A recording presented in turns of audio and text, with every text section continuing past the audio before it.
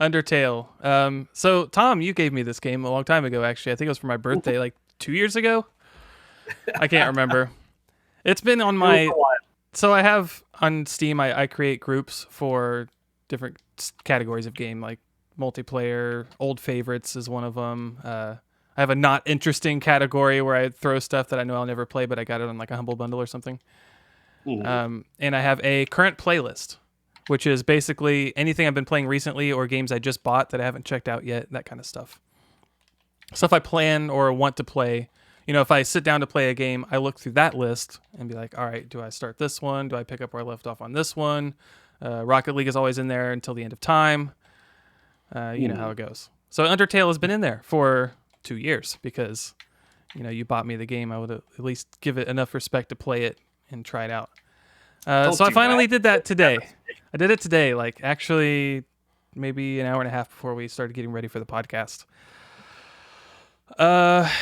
Man. So Undertale is a hugely, like, I don't want to say successful. I guess it was successful, but like it's very, very highly regarded. It's a cult classic or indie classic. Very, very highly rated. And I'm a little apprehensive in whether or not I want to keep going because it contains so many things I don't like in games. I'm not a big RPG guy. I am a big visuals guy, which it has very lackluster visuals. And I know that's intentional, but it is not a good looking game. It has random enemy encounters, which is something I hate because it just interrupts what I'm trying to do. And it has turn-based combat, which I hate.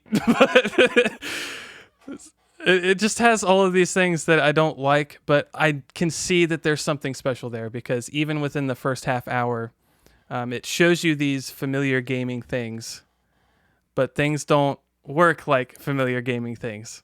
You have a combat that comes up and you're encouraged not to fight. You have everything is just weird, right? It's got a lot of character. And I know that they're going to do something cool with it later on, but I've heard that the game is like, 20 hours or something? No, God, no. Or 15 No, or 10? Undertale's like 5, maybe. Really? I could Yeah, have swore Undertale's somebody told me it was a longer game than that. Okay. if So, if you want to go through and like without spoiling anything, yeah. you can end the game in various different ways. If you want to go through 3 or 4 times, yes, it will hit that 20-hour mark. Okay. If you don't, you're good after 5. Okay.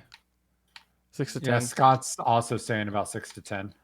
And Yeah. Scott's a pretty slow player when it comes into games because he does everything. He does all the things. Okay. Yeah. So I'm not sure where I stand with that yet. It's one of those games that's doing a lot of interesting things that I can tell is going to be really cool, but I don't know if I have the patience to slog through the stuff I don't like about it, which is basically everything involved with playing it besides experiencing what it's showing me. So Undertale is like you will be missing out on something if you're not the kind of person who played through Earthbound.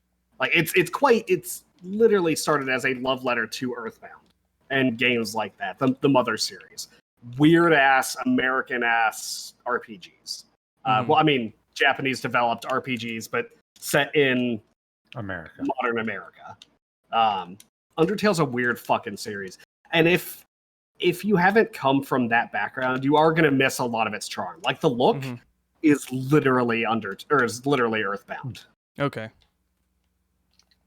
I can see that.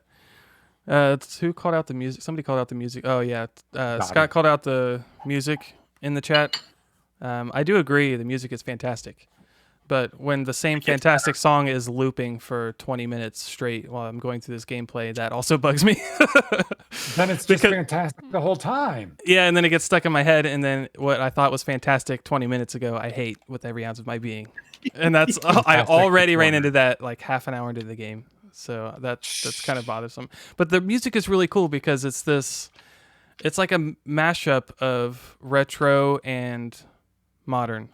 So like it's kind of produced really well, like from an actual fidelity standpoint, but it's also using like crappy sounds from, like retro style stuff. So it's got a cool like contrast of old jankness and new sounding music, and it's composed really well. The music itself, like just the compositions are really, really solid.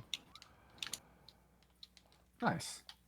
But yeah, so Well- I'm not really sure where I stand with it right now. Like I played it for I think 45 minutes earlier, and by the end of the 45 minutes I was ready to not play it anymore. And I don't know how much of that is just like my mood at the time. But we'll see what happens with that. If I play some more, I will definitely update more on the cast.